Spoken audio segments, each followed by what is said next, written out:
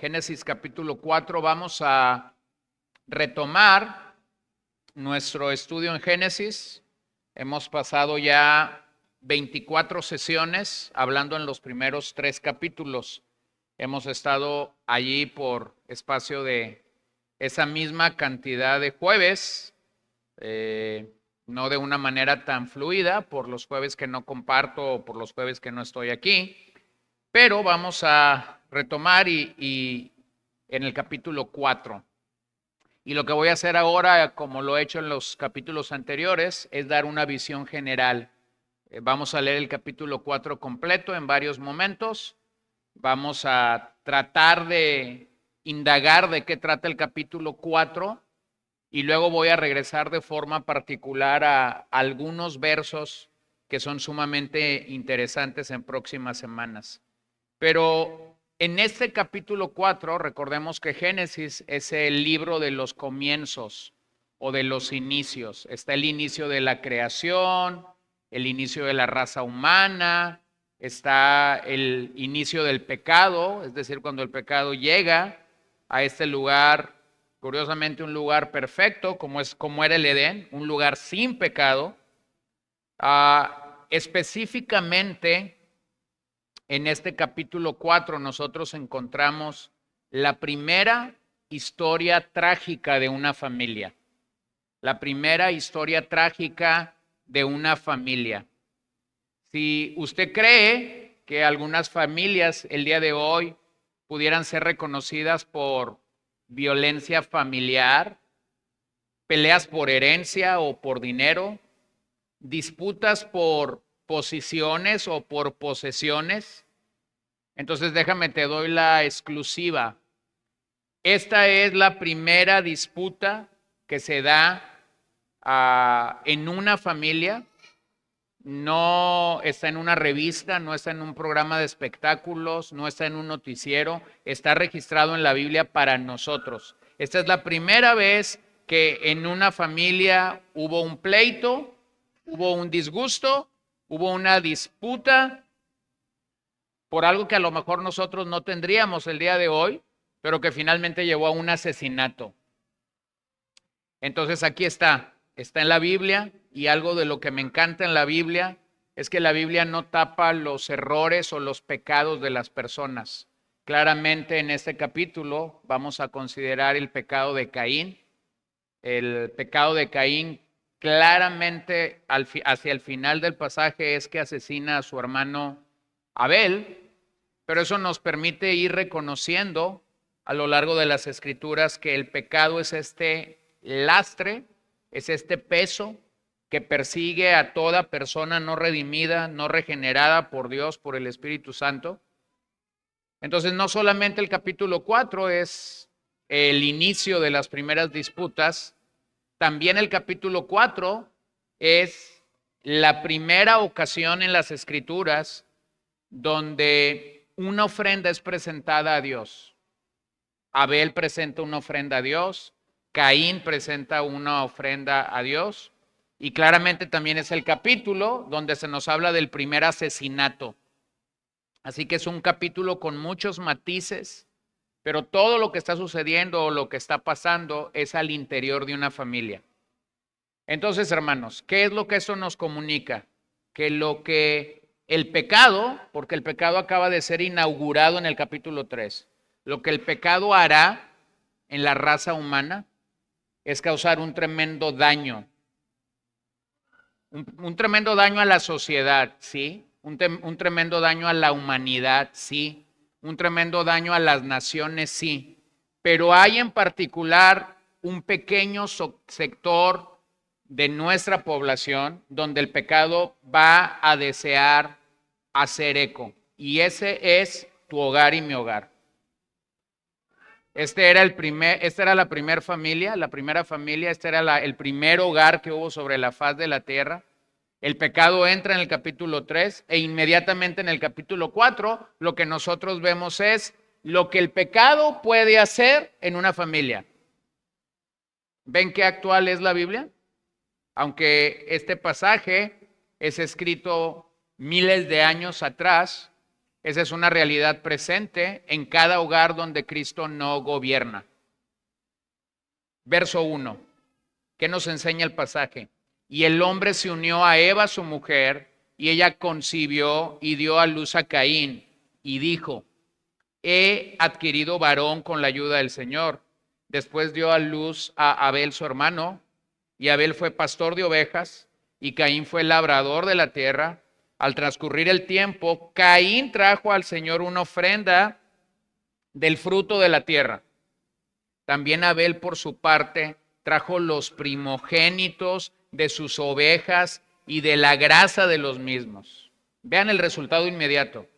El Señor miró con agrado a Abel y su ofrenda, pero no miró con agrado a Caín y su ofrenda. Caín se enojó mucho y su semblante se demudó. Entonces el Señor dijo a Caín: ¿por qué estás enojado y por qué has demudado tu semblante? Si haces bien, ¿no serás aceptado? Pero si no haces bien, el pecado yace a la puerta y te codicia, pero tú debes dominarlo. Caín dijo a su hermano Abel: vayamos al campo. Y aconteció que cuando estaban en el campo, Caín se levantó contra su hermano Abel y lo mató. Bueno, observa aquí, no solamente es el pasaje del primer pleito familiar, las primeras ofrendas, vemos también los primeros oficios en este pasaje. Abel fue pastor de oveja, Caín fue labrador de la tierra. Es decir, aquí tenemos a un ganadero y tenemos a un agricultor.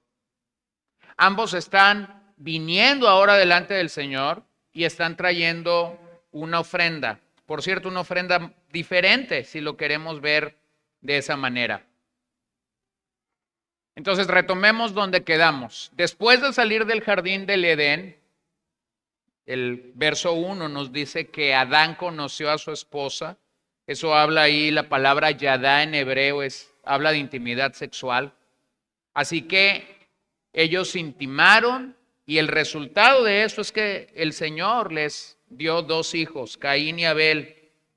Con el tiempo Caín se convirtió en un agricultor y se dedicó a cultivar cosechas, lógicamente, principalmente para alimentarse, y Abel crió ovejas, presumiblemente para obtener lana y poder vestirse y vestir a otros. Ambos ofrecieron a Dios un sacrificio, Caín de sus cosechas y Abel de su rebaño. Eso es importante, porque si te das cuenta, cada uno trajo a Dios lo que Dios de alguna manera les había dado para que ellos cultivaran o cuidaran. Y eso nos recuerda que todo tipo de ofrenda que el ser humano puede presentar al Señor tiene que venir directamente de aquello que Dios le ha dado, de aquello que Dios le ha posibilitado para tener en cada momento o en cada época de la vida.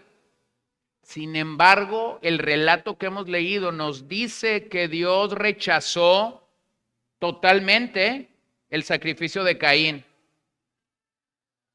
Y eso es importante, o por lo menos es importante destacarlo, porque todo parece indicar que el problema no es el tipo de ofrenda. Todo parece indicar en este pasaje que el problema es la condición del corazón de los adoradores. Caín no reconoció que era un hombre pecador, un hombre que quiere acercarse a Dios en adoración. No puede hacerlo sin un sacrificio de sangre. Observe que cuando el relato nos dice que él trajo una ofrenda, simplemente nos dice que tomó algo, es decir, llevó algo. Llevó algo. Pero cuando se nos dice que Abel trajo una ofrenda, dice que Abel escogió lo mejor, llevó los primogénitos. Es muy diferente, ¿no? Es muy diferente cuando tú y yo vamos a una reunión, puede ser una fiesta, puede ser un cumpleaños, puede ser algo, y te pidieron que tú llevaras algo. Y entonces tú estás de camino a ese lugar, vas a llegar a cualquier tienda y vas a buscar el producto o lo que se te pidió y vas a agarrar lo primero que veas que se le parezca. Pero eso es muy diferente a si tú tomaste el tiempo por la mañana de ir a buscar el producto, de no estar buscando lo más barato, sino de decir, no, yo quiero bendecir a esta gente con la que me voy a reunir. Es más, me pidieron que llevara a medio kilo de nueces, pero yo voy a llevar 2 kilos, porque a la gente que está ahí le gusta mucho la nuez. Y no voy a ir y voy a buscar el precio de la nuez más barata. Voy a llevar la nuez que cueste mayor precio y que sea un mejor producto. Eso es diferente. ¿Sí distinguen la diferencia? Está esta mezquindad de decir, voy a adorar al Señor con lo que sea, con lo que agarre al momento de ir al lugar de adoración, o voy a seleccionar. Bueno, todo parece indicar en el pasaje que la conexión que Dios está dando con este tipo de ofrenda es la condición del corazón.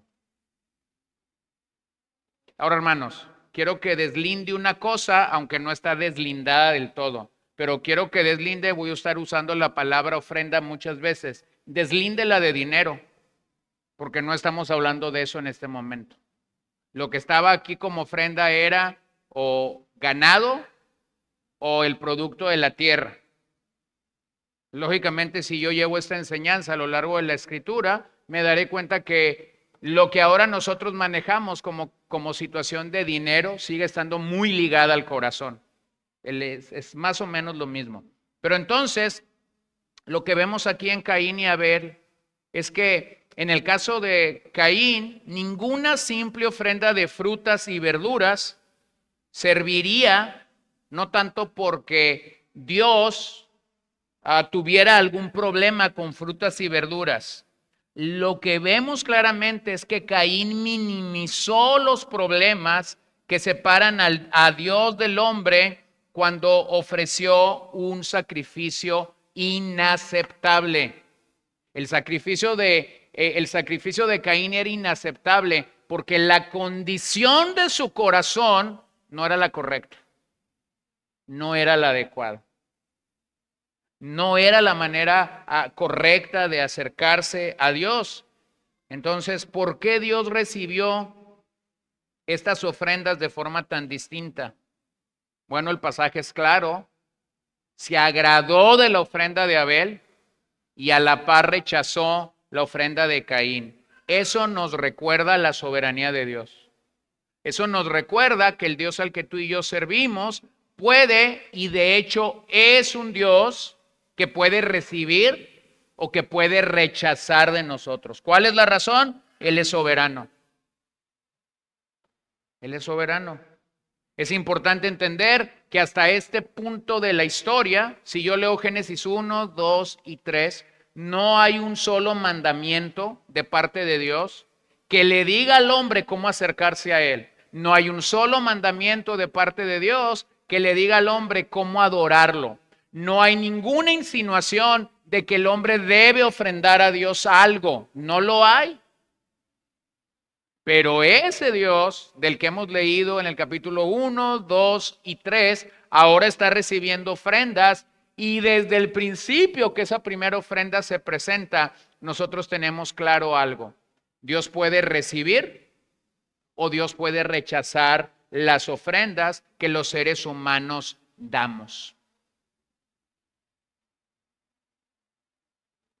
En algún momento de en algún momento de la historia de la iglesia, posiblemente en las últimas décadas, se puso de moda que quien cantaba o dirigía la alabanza o lideraba la alabanza diera algunos señalamientos a la congregación, como cierre sus ojos, levante sus manos, párese, inclínese, arrodíllese, póstrese, cualquiera de estas indicaciones para adorar al Señor. Entonces, piénsalo de una manera.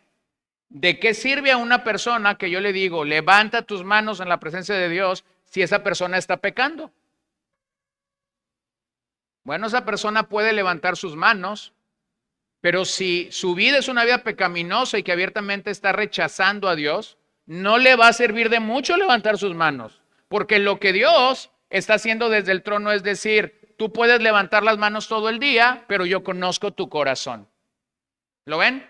Entonces, por eso la Biblia dice que aceptó la ofrenda de uno y rechazó la ofrenda del otro. ¿Por qué? ¿Porque entregó verduras y frutas? No, porque conocía su corazón. Entonces, por eso lo primero que Dios hace con nosotros cuando nos salva de la pecaminosidad del pecado es darnos un corazón nuevo, es darnos un corazón limpio, es darnos un corazón que pueda tener afecto por lo de Dios. Entonces Dios no ha instituido absolutamente nada, por lo que debemos de entender que no fue la naturaleza de la ofrenda, sino la calidad de la misma. La calidad de esta ofrenda evidenció la condición de su corazón.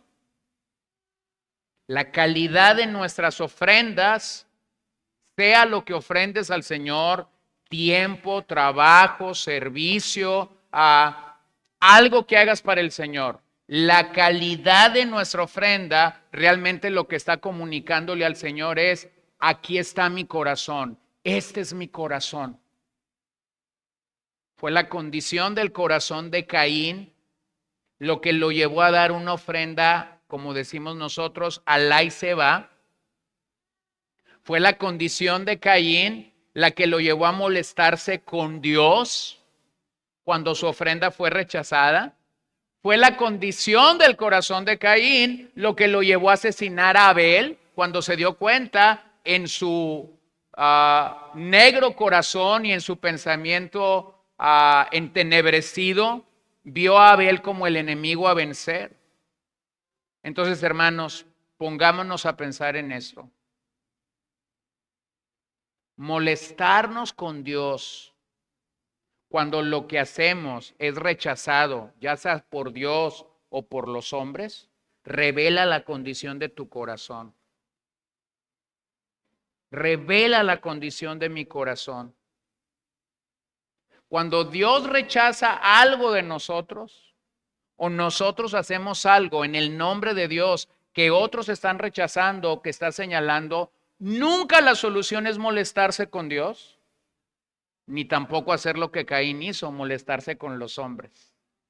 Siempre la solución es ir a tu casa y es autoexaminar tu corazón, porque es la condición de nuestro corazón el problema.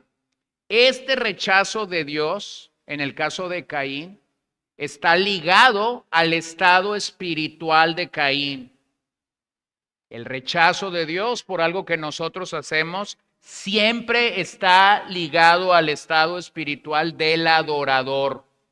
Cuando Dios nos está rechazando, cuando Dios nos está repelando por algo que hemos hecho, ese es un buen tiempo para examinar nuestro corazón. Mira, en la conversación de Jesús con la mujer samaritana surge el tema de la adoración. Mira cómo dice Juan 4, 23 al 24. Pero la hora viene y ahora es cuando los verdaderos adoradores adorarán al Padre en espíritu y en verdad, porque ciertamente a los tales el Padre busca que lo adoren. Dios es espíritu y los que lo adoran deben adorar en espíritu y en verdad. Observa esa expresión de Jesús. Los verdaderos adoradores adorarán al Padre en espíritu y en verdad. Verdaderos. Eso significa que si hay verdaderos adoradores, es porque también hay falsos adoradores. En el relato que nosotros estamos leyendo, Abel representa o es el prototipo de verdadera adoración o de verdaderos adoradores. Seleccionó lo mejor para dárselo al Señor. Caín representa o es el emblema de falsos adoradores que simplemente van a dar del la y se va, que simplemente van a adorar al Señor porque otros están adorando, pero no tienen el fundamento bien colocado en su corazón de la genuina adoración. ¿Cómo es la adoración en el cielo? o cómo será la adoración en el cielo. Date cuenta de algo, en el cielo estarán los que han sido lavados y comprados a precio de sangre, y Apocalipsis es claro cuando dice que estarán adorando al Cordero. Entonces, ¿cuál es la base de la adoración angelical? ¿Cuál es la plataforma de que esa gente puede estar en el cielo adorando al Señor? La plataforma es redención. No habrá en el cielo una sola persona que no ha sido redimida adorando al Señor por toda la eternidad. Bueno, eso no es nuevo, aquí está. Dios rechazó la falsa adoración porque la falsa adoración surge de un corazón no regenerado, de un corazón que no ha nacido de nuevo, y la verdadera adoración surge siempre de un corazón que ha nacido de nuevo. Entonces el punto es claro en nuestro relato. Abel dio lo mejor. Ese es el principio de nuestra adoración. Cuando el Señor nos salva, cuando el Señor nos rescata, entonces no tenemos problema con entregar lo mejor. No damos a Dios lo que nos sobra, damos lo mejor de nuestro tiempo, damos lo mejor de nuestras vidas, damos lo mejor de nuestro esfuerzo. Una vez más, el contraste es que Abel dio lo mejor y Caín dio lo que halló en el camino. Ahora, vean cómo esto puede ser engañoso. Porque si yo como humano veo a Caín, hablando metafóricamente, si yo como humano veo a Abel y a Caín adorando al Señor juntos, posiblemente yo me voy a ir con la finta. ¿Lo entienden? Si yo como humano veo la adoración tuya y tú ves la mía y juntos vemos la de otros hermanos, a lo mejor vamos a estar validando a Caín y reprobando a Abel. A lo mejor vamos a estar diciendo, este hermano sí es, sí, pero no somos Dios. Gracias a Dios no somos Dios. Pero esa declaración nos lleva a otra declaración. Dios sí es Dios y Él conoce nuestro corazón y Él conoce, por lo tanto, la calidad de nuestro corazón para acercarnos a Él. Mira cómo en días del profeta Samuel, Dios sigue manteniendo este mismo sentir. Primer libro de Samuel 16:7. Pero el Señor dijo a Samuel, no mire su apariencia, ni lo alto de su estatura, porque lo he desechado. Porque Dios no ve como el hombre ve, pues el hombre mira la apariencia exterior, pero el Señor mira ¿qué? El corazón.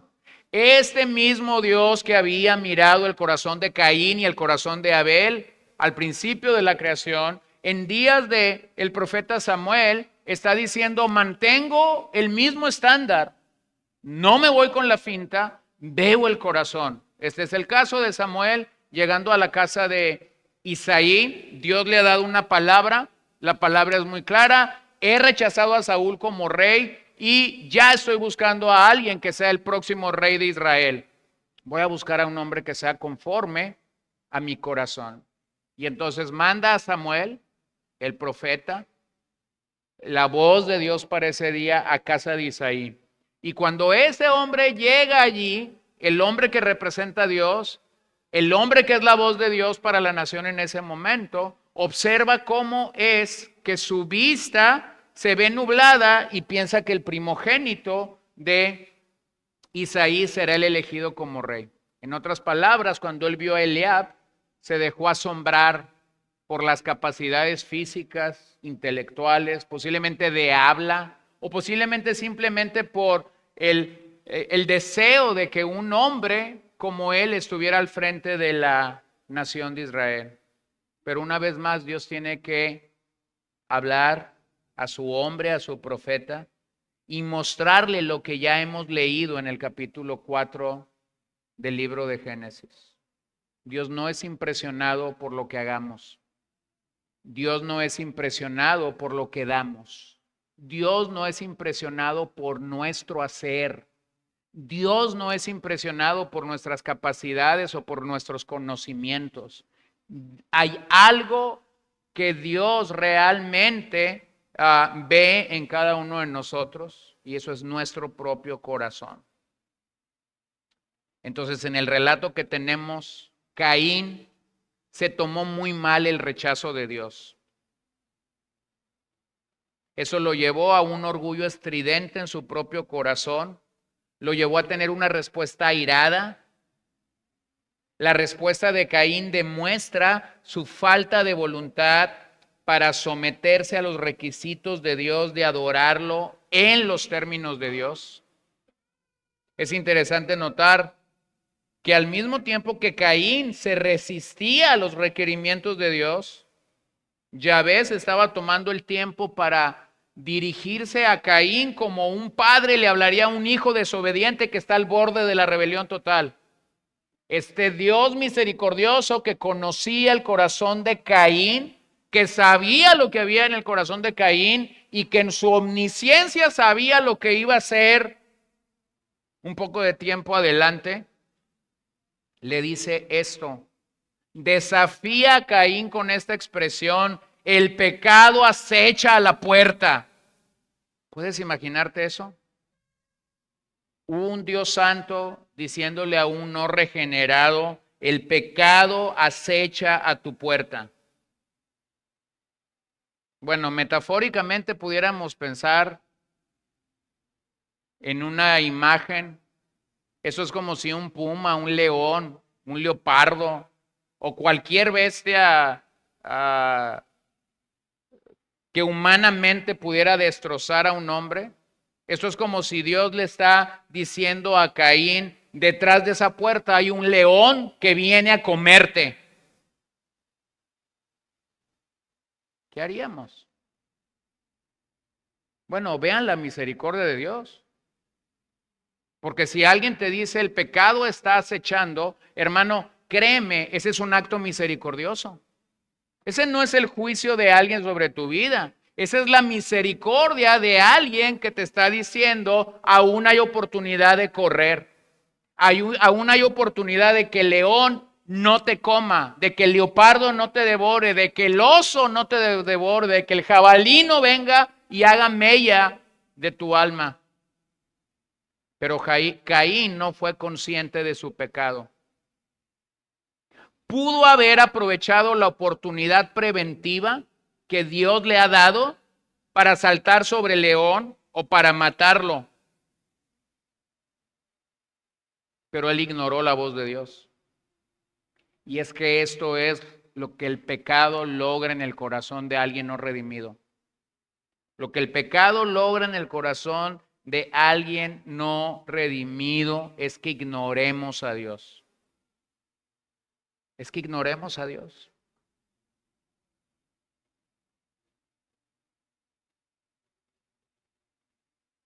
Cuando una persona que no está muy cerca de Dios tiene una idea así como de: yo creo que Dios me está hablando, la realidad es que Dios no te está hablando, te está gritando. Pero nuestra falta de sensibilidad al Señor no nos permite ver o considerar esto. Según se desarrolla la historia, Caín se negó a enfrentar su pecado. Y en los próximos versículos nosotros vamos a encontrar que el león, el puma o el leopardo lo consumió totalmente. Y es que esta es la naturaleza del pecado. Cuando el pecado está a nuestra propia puerta y llama a nuestros corazones, y ya sea Dios por medio de su palabra, por medio de las circunstancias, por medio del consejo de otros hermanos, por medio de la exhortación o de la predicación de su palabra, nos habla y nos dice que el pecado está a la puerta y llama. Esta es su obra misericordiosa, dándonos una advertencia, posiblemente para muchos una última advertencia. Observa el verso 9 en adelante. Entonces el Señor dijo a Caín: ¿dónde está tu hermano Abel? Y él respondió: no sé. ¿Soy yo acaso guardián de mi hermano? Y el Señor le dijo: ¿qué has hecho? La voz de la sangre de tu hermano clama a mí desde la tierra. Ahora pues, maldito eres de la tierra, que ha abierto su boca para recibir de tu mano la sangre de tu hermano. Cuando cultives el suelo, no te dará más su vigor. Vagabundo y errante serás en la tierra. Y Caín dijo al Señor: mi castigo es demasiado grande para soportarlo. Hoy me has arrojado de la superficie de la tierra, y de tu presencia me esconderé, y seré vagabundo y errante en la tierra, y sucederá que cualquiera que me halle me matará. Entonces el Señor le dijo: no será así, pues cualquiera que mate a Caín 7 veces sufrirá venganza. Y el Señor puso señal sobre Caín, para que cualquiera que lo hallara no lo matara. Me río porque muchos vivimos en el espíritu de Caín, ¿no? Caín dijo: bueno, ya Dios me maldijo, lo mejor que me puede pasar es que me maten. ¿No somos así cuando estamos en medio de un problema? Estamos en medio de un problema y entonces sí nos acordamos de la presencia de Dios. Llévame contigo, Señor. No, espérate, dice el Señor, te quiero santificar. Por eso es que estás en ese problema. No me interesa traerte a mi presencia en ese momento. Tú no estás entendiendo la vida. Entonces Caín es Dios lo juzga. Dios le dice: vas a ser maldito sobre toda la tierra. Señor, pues mejor que me maten. O sea, que se acabe la vida. No es así. Entre los pecados más graves que comete el hombre, el asesinato se destaca como particularmente atroz. Y lo que este pasaje nos recuerda es que Dios, el creador, el autor de toda la historia de la redención, toma en serio este mandamiento de no matarás, aunque aquí no está en forma de mandamiento, todavía Éxodo 20 y Deuteronomio 5 no ha sido escrito, aquí no está en forma de mandamientos, pero vemos claramente que Dios no estuvo de acuerdo con lo que Caín hizo a Abel. Así que ignorar el derramamiento de sangre inocente es algo atroz delante de Dios. Aquí presenciamos un compromiso absoluto de la santa norma de justicia de Dios. No solo Dios vio con desagrado la ofrenda de Caín, Dios vio con desagrado el asesinato que él cometió contra un santo como Abel. Años más tarde, cuando Dios legisló o cuando Dios le dio la ley a Moisés, Dios designó al magistrado civil para que fuera su ministro y aplicara venganza sobre aquellos que hacían cosas malas. Mira cómo Pablo lo dice en Romanos 13:4.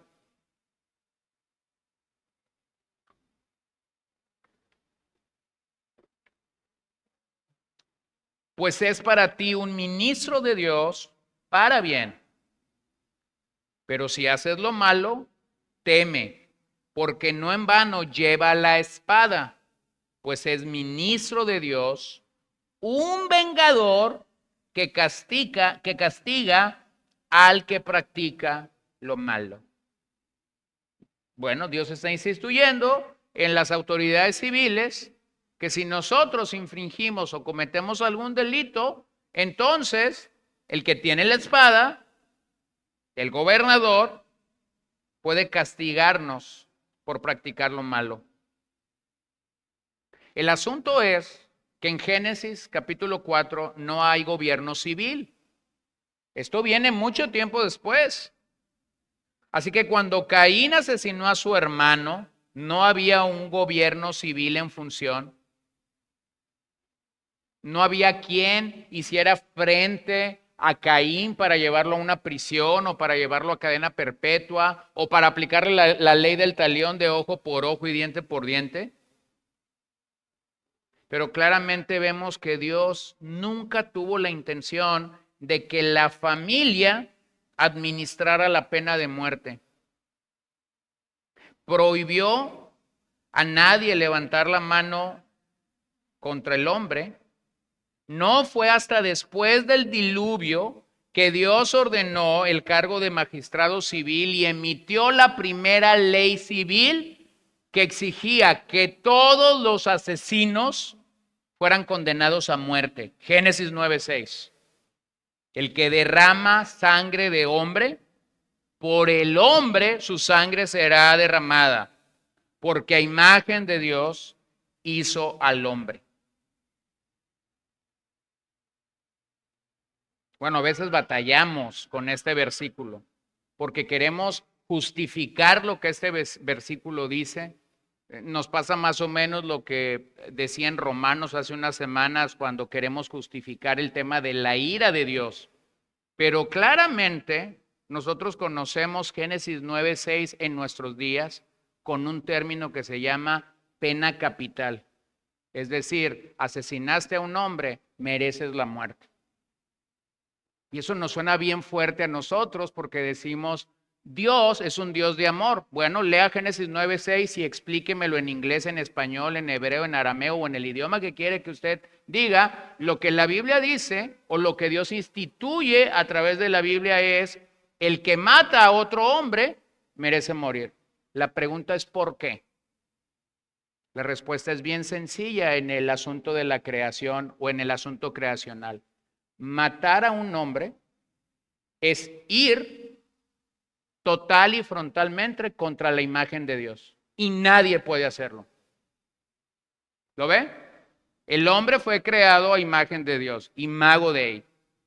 Cuando un hombre dice voy a matar a ese porque me cae mal, voy a matar a ese para robarlo, lo que Dios está diciendo es, ese hombre merece la pena capital.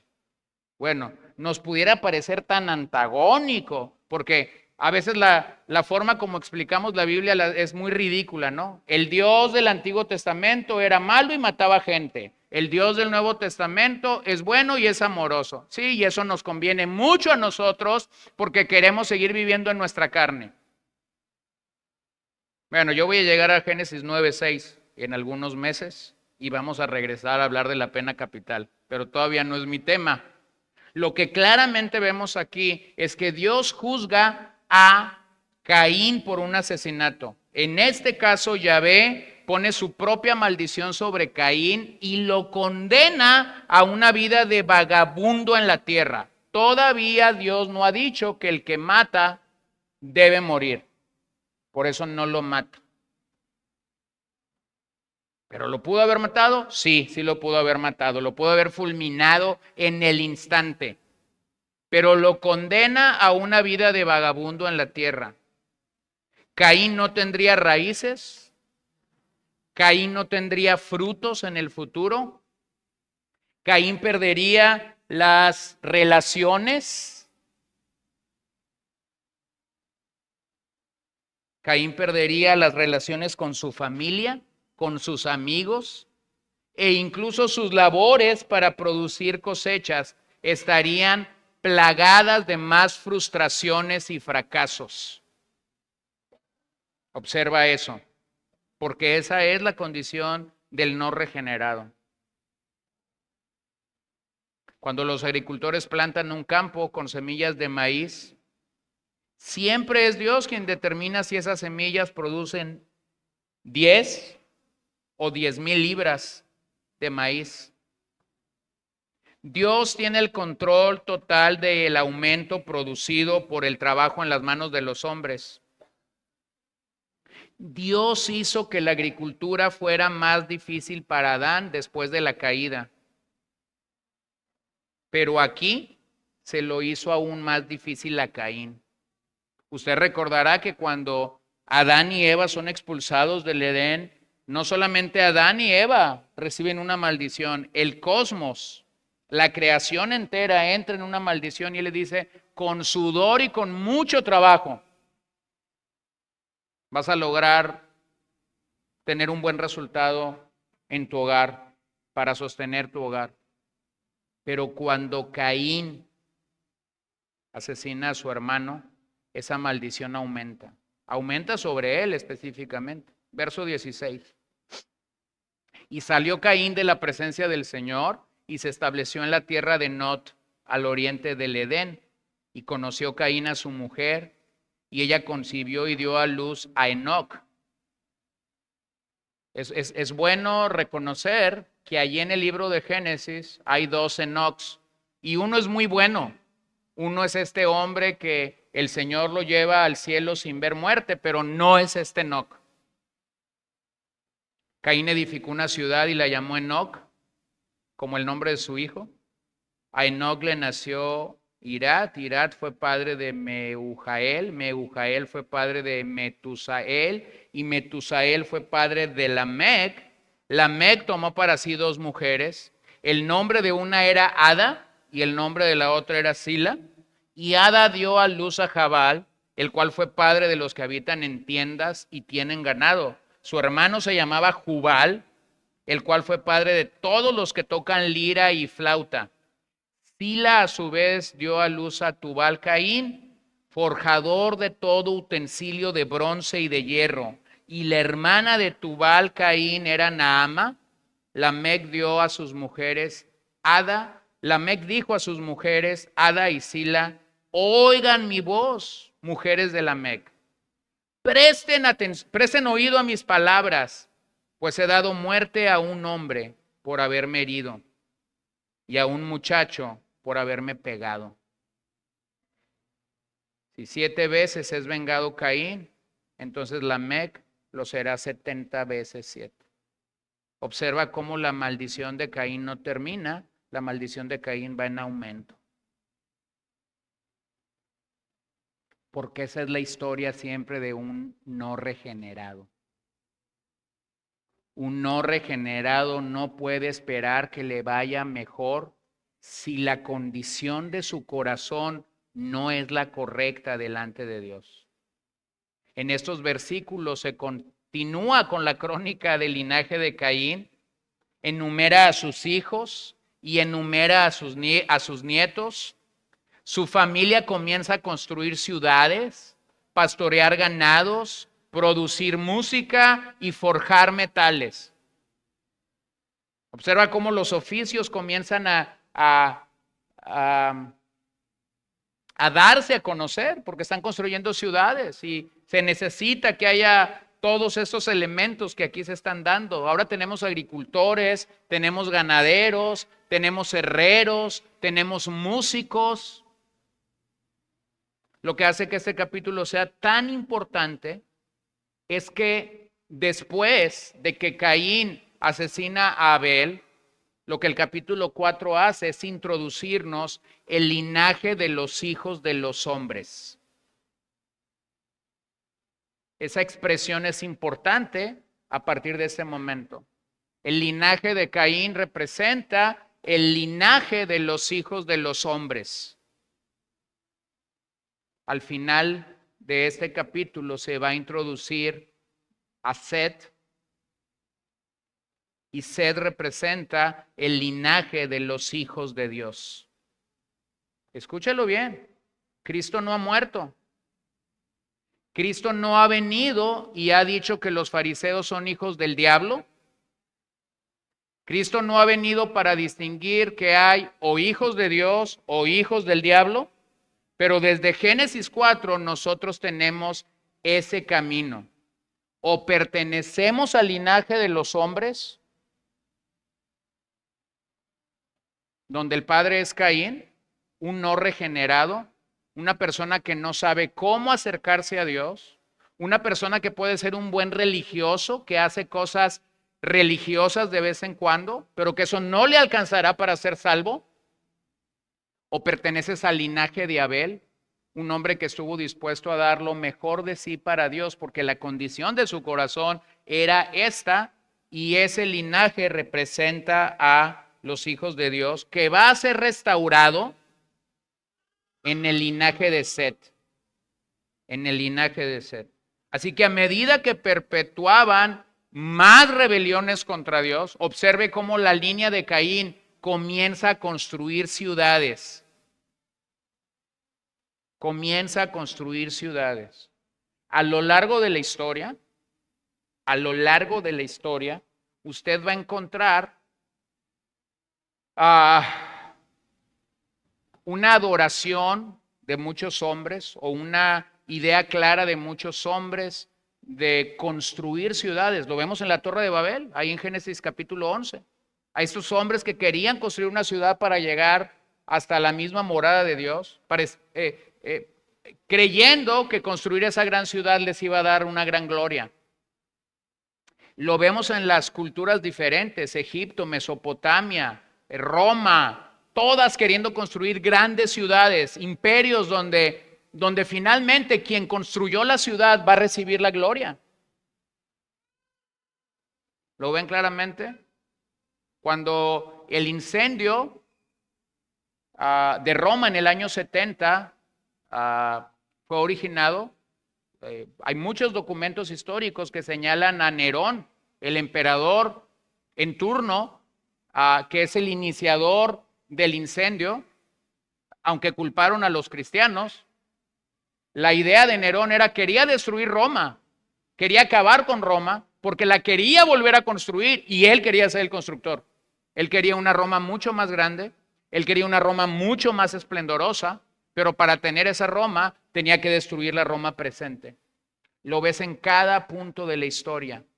Lo ves en la actualidad, lo ves en estas ciudades tan modernas que dicen, pareciera ser que las ciudades están peleando por ser cuál es la ciudad más grande, cuál es la que tiene más industria, cuál es donde se hablan más idiomas, cuál es la ciudad donde hay más dinero. Eso no es nuevo. Desde Génesis 4, eso está pasando. La familia de Caín proyectó alcanzar su clímax más tarde con la construcción de la Torre de Babel. Tanto entonces como ahora los hombres sin Dios se ven impulsados a construir grandes imperios y siempre estos imperios desafían a Dios. Búsquelos, hay un montón de ejemplos. Un montón de ejemplos, ¿no? Usted me corrige si fue el dueño del Titanic o si fue el capitán del Titanic el que dijo, a esto ni Dios lo detiene, ¿no? El dueño. Esa es la mentalidad. Voy a crear mi imperio, voy a crear algo grande, pero ¿para qué yo quiero crear algo grande? Para desafiar al Creador. Esa es la mentalidad. Por lo general el hombre se centraliza en el poder con la intención de establecer un gobierno mundial único. ¿Le suena en nuestros días? Un gobierno mundial único. Claro, desprovisto del gobierno de Cristo, pero aquí tienes el comienzo de esto. Desde que Caín construyó su primera ciudad, esta ha sido la pasión de los hombres que huyen de Dios, construir su propio imperio. Construir su propio imperio. Ir detrás de sus propias pasiones, ir detrás de sus propios deleites o delirios. Pero luego considera la rebelión posterior de Lamec, el tataranieto de Caín. Más de un siglo después de la declaración de Dios contra Caín, Lamec continúa burlándose y torciendo la palabra de Dios. Aparentemente alguien había herido a Lamec, así que Lamec tomó venganza en sus propias manos y asesinó al hombre que lo ofendió. Luego Lamec se erigió en un Dios por encima del Creador mismo, llegó al punto de burlarse de Dios con su propia declaración de venganza, prometiendo vengar a cualquiera que lo ofendiera 10 veces más de lo que Dios requería. ¿Lo ves? Un hombre jugando a ser Dios. Un hombre tomando la idea de decir, yo puedo juzgar y yo puedo declarar lo que a mí se me antoje y esto se va a cumplir. Bueno, ese es el génesis del tirano. Ese es el inicio de la tiranía. Un hombre poderoso que se niega a sujetarse a las leyes de Dios y no tiene escrúpulos en tiranizar a otros con las medidas punitivas más severas. Esta es la rebelión máxima y la rebelión más radical contra Dios. Esto es lo que en la historia hemos visto en muchos gobiernos comunistas, tiránicos, que tratan de ocupar el lugar de Dios, que tratan de jugar a ser Dios, y por eso sus políticas son totalmente antagónicas a la palabra de Dios. A veces queremos ayudar a esta gente y decir, es que están en una agenda. No, es que son hijos de Lamec. Siguen teniendo el problema de Génesis capítulo 4. Tienen un nuevo intento por destruir las relaciones humanas, las relaciones familiares, socavar la unidad del matrimonio de pacto, porque la línea de Caín sigue caminando hacia adelante. Observe que la línea de Caín introduce a la raza humana en este pasaje la poligamia. Con el rechazo de sus relaciones con Dios y sus hermanos, Caín construyó ciudades de anonimato, dio origen a gobiernos tiránicos y abogó por la poligamia en este pasaje.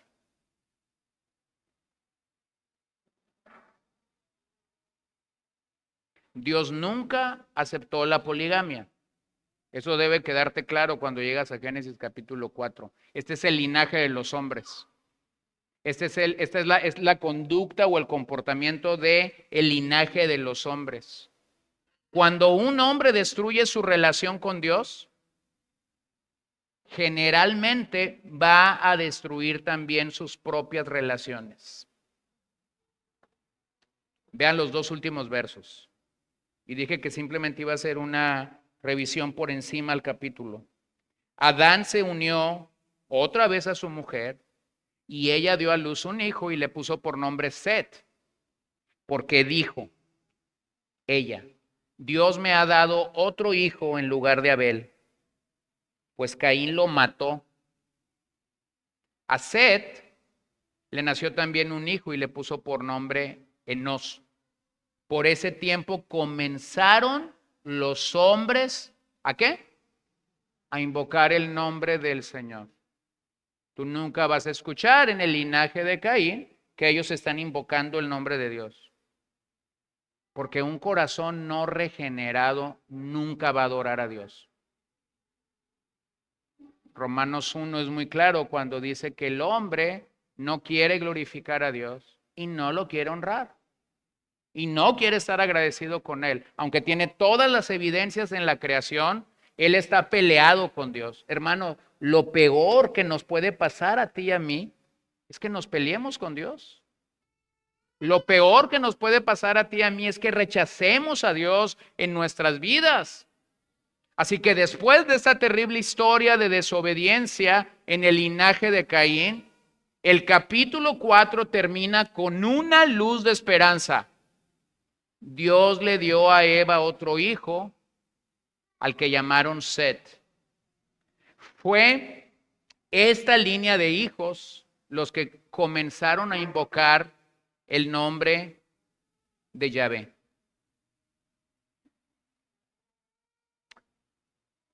Entonces déjame terminar con una pregunta. ¿Cómo nos enseña este pasaje a caminar con Dios en fe y en obediencia? Número 1. En este capítulo, Caín se preguntó: ¿soy yo acaso el guardián de mi hermano? ¿Cuál crees que era la respuesta ante Dios? Cuando Caín preguntó: ¿soy yo acaso el guardián de mi hermano? ¿Cuál crees que era la respuesta? ¿Sí o no? Sí, él era responsable de su hermano. Fingió que no era responsable de amar y de cuidar a su propio hermano, pero al eludir su responsabilidad de cuidar a su hermano, negó la responsabilidad mutua y el amor que deben existir en las relaciones fraternales, tanto en la iglesia como en la familia. Por supuesto que Dios esperaba que Caín fuera el guardián de su hermano. De la misma manera, Dios espera que nosotros cuidemos del bienestar de nuestros hermanos, tanto en la familia natural como en la familia espiritual. Por eso, el Nuevo Testamento está rodeado o está inmerso de esta frase: unos a otros. Preguntan, o segundo, más bien que conteste esta pregunta: ¿cómo nos enseña el pasaje a caminar con Dios? Número 1, la pregunta de Caín: ¿soy yo acaso el guardián de mi hermano? La respuesta es sí. Número 2, la vida del vagabundo, del errante y del extranjero es una vida maldita, es una vida maldecida por Dios. Obsérvalo a lo largo. La vida de un vagabundo es una vida carente de relaciones a largo plazo. La vida de un vagabundo está carente de responsabilidades. La vida de un vagabundo está carente de una comunidad real a donde rendir cuentas. Dios no nos creó para ser vagabundos. Dios no nos creó para ser personas errantes. Dios nos creó para echar raíces, porque es ahí donde una persona echa raíces, donde puede rendir cuentas a otras personas. Eso es muy parecido a la vida de la ciudad moderna. A medida que los hombres construyen sus ciudades y vagan de comunidad en comunidad, de iglesia en iglesia, gradualmente dejan de lado la idea de mantener relaciones estrechas y de rendir cuentas. La gente en nuestra era se siente cada vez más cómodo en un mundo de anonimato.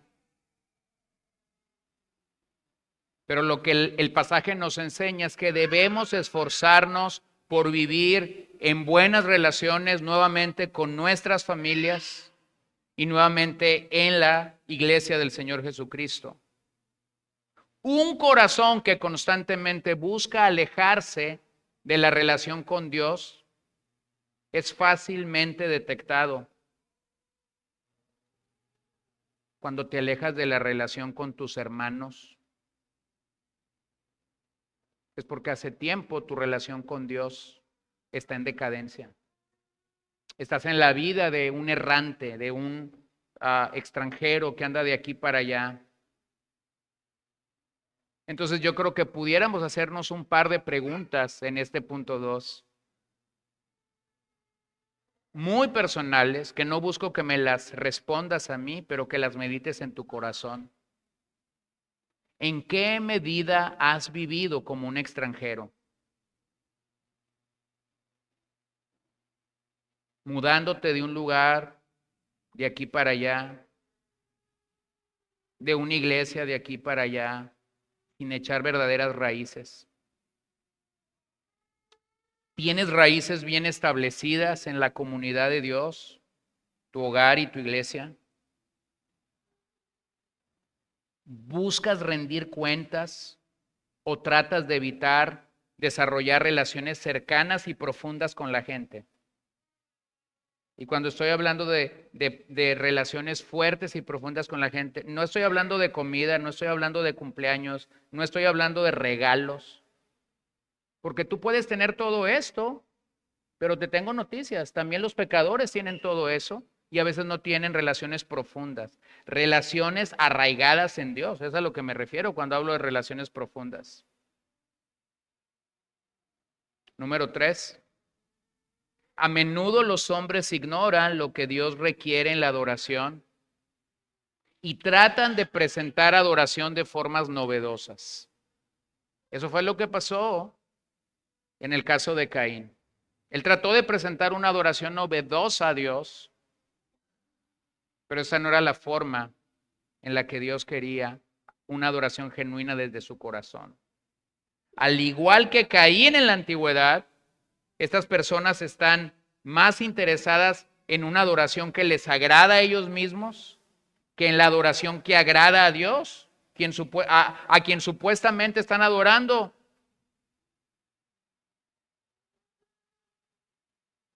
Hermanos, siempre debemos buscar brindarle a Dios la adoración que Él desea. Afortunadamente, toda la Biblia presenta la voluntad de Dios con respecto a la adoración de Dios. El libro de los Salmos particularmente es útil en eso.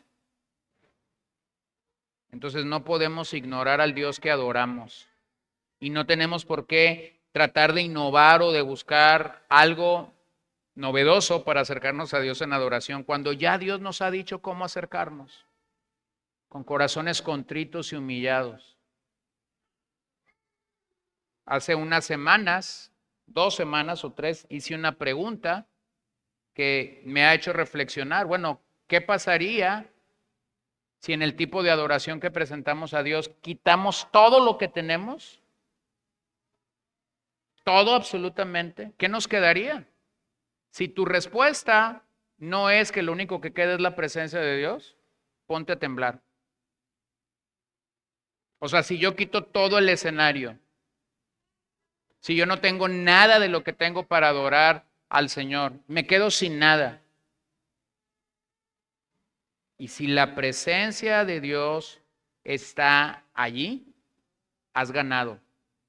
La condición de tu corazón como adorador está en el lugar donde debe de estar. Pero si no es así, algo está mal. Y número 4, que el pasaje me enseña, el asesinato es un crimen terrible.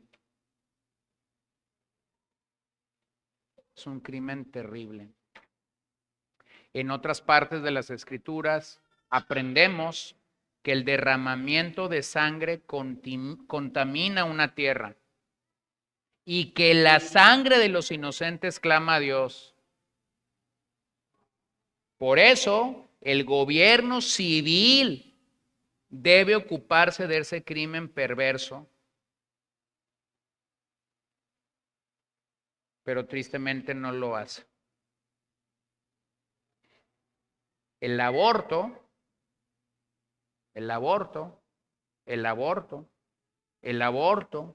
asesinato de niños no nacidos es un pecado tan atroz a los ojos de Dios, porque cada niño que no va a ver la luz es una persona creada a la imagen de Dios. Y nadie dice nada. Nos espanta una pandemia como el COVID-19 y nadie ha contrastado los muertos por COVID, o bueno, ya lo han contrastado. Los muertos por COVID y los abortos de cada año. Si usted se asustó por el COVID y no conoce las estadísticas o los números de aborto en el mundo, usted tiene que pedirle perdón al Señor. Porque el COVID fue algo momentáneo. El aborto no ha sido algo momentáneo. El aborto ha sido el gran negocio y la gran empresa de Satanás contra la imagen de Dios. Este es uno de esos pecados con los que mucha gente lidian el día de hoy. Ese es uno de estos pecados que cuando alguien que ha practicado el aborto lejos del Señor y después viene al Señor, estas personas han nacido de nuevo, son parte de una congregación, pasan los años y esta gente sigue llorando. Esta gente sigue teniendo verdugos increíbles sobre sus vidas por haber practicado el aborto. Así que el asesinato sigue siendo un crimen terrible. Pregúntate a ti mismo, ¿cuidamos con cuidado el bienestar espiritual y físico de los demás en nuestra familia? ¿Nos importa el bienestar espiritual y físico? Por ejemplo, si vieras a tu hermano caer en una trampa para osos, ¿harías algo? Si tu hermano estuviera cayendo en un hábito pecaminoso, llámalo como quieras llamarlo, alcohol, pornografía, ¿qué harías? ¿Serías capaz de acercarte a él de manera amorosa y ofrecerle una corrección útil? ¿Pedirías perdón y tratarías de reconciliarte con tu hermano si lo has ofendido? Bueno, estos no son asesinatos, pero son formas viles en las que el ser humano comienza a infringir claramente los decretos de Dios. Entonces, mi hermano, yo termino simplemente leyendo de nuevo el verso que creo que a todos debería llamarnos a cuenta. Entonces el Señor dijo a Caín, ¿por qué estás enojado? ¿Y por qué te has mudado tu semblante? Si haces bien, ¿no serás aceptado? En otras palabras, si tu corazón es correcto delante de mí, no te voy a rechazar. Pero si no haces bien, el pecado yace a la puerta y te codicia. pero tú debes dominarlo. Señor, oramos esta noche que mientras nosotros revisamos el caso de Abel y de Caín en esta hora, y podemos simplemente venir y observar el relato y ver a la distancia el relato que aquí está para nosotros, podamos nosotros verdaderamente saborear lo que hay aquí. Número uno, si no hemos venido en arrepentimiento y fe a ti, permítenos hacerlo. Nadie que no ha nacido de nuevo podrá presentar una adoración adecuada y correcta a ti. Puede tener los talentos, puede tener la voz, puede tener el tiempo, puede tener el ímpetu para desear adorarte, pero no porque su corazón busca hacerlo, sino porque está buscando el reconocimiento de los demás. Seguimos ese linaje muchas veces de Caín queriendo construir imperios, casas, ciudades, prestigio, un nombre para nuestra gloria, pero no para la tuya. Señor, así que si no te tenemos, yo te quiero pedir que tú nos des un corazón nuevo, un corazón limpio, un corazón recto delante de ti, que te puede honrar, que te puede adorar, que puede entrar en el reconocimiento de que tú lo lavaste, de que tú lo salvaste y de que tu mano está allí por nosotros. Oramos para que esto sea una realidad en nuestras vidas y nos des a Cristo, si así fuera el caso y si así fuera necesario. Segundo, Señor, quisiera pedirte por misericordia. Si el pecado está a la puerta de nuestro corazón y nos está llamando, y tú nos estás hablando, y tú nos estás gritando, bueno, Señor, es tanta la frialdad de la gente en nuestra época. Y esto es bíblico, cuando dice que el amor de muchos se enfriarán. Y cuando el amor de muchos se enfría, Señor, tú mandas emisarios, mensajeros, de aquí y de allá para que confronten nuestro corazón. Pero el mensajero no puede volver el corazón de la gente a ti. Este es un acto de arrepentimiento y de fe de venir a ti. Así que yo pido que si el pecado está al acecho el día de hoy sobre nuestras vidas, tengas de nosotros misericordia y nos ayudes a no ser devorados por el pecado y a no ceder a la pecaminosidad del pecado en nuestros corazones. Y por último, Señor, yo quisiera pedirte que tengas misericordia de nuestras familias. La historia claramente nos regala un escenario común y corriente en nuestros días. Las familias se pelean por dinero, por posesiones, por quién se quedará al frente del negocio. Las familias pelean banalidades, tonterías. No nos permitas estar allí. Ayúdanos a que nuestros hogares puedan ser verdaderamente un lugar de gozo, de paz, de seguridad, de salvación. Danos la capacidad de poder ver linajes bendecidos por ti. Yo no quiero que mi esposa y mis hijas estén en el linaje o en la línea de Caín. Yo quiero que ellas puedan ser identificadas con el linaje de Set. Por aquel día hubo una generación que comenzó a invocar tu nombre. Y esa generación, a lo largo de la historia, Señor, de la historia de la redención, va a ser perseguida, va a ser lacerada, va a ser avergonzada una y otra vez, pero por causa tuya. Así que no nos permitas ser identificados bajo el linaje de Caín, sino danos la oportunidad de ser de aquellos que invocan tu nombre, que adoran tu nombre para gloria, prestigio y reconocimiento de tu nombre. Te lo pedimos en esta hora, en el nombre de Jesús, y te rogamos que tú seas con nosotros y tengas misericordia de nosotros.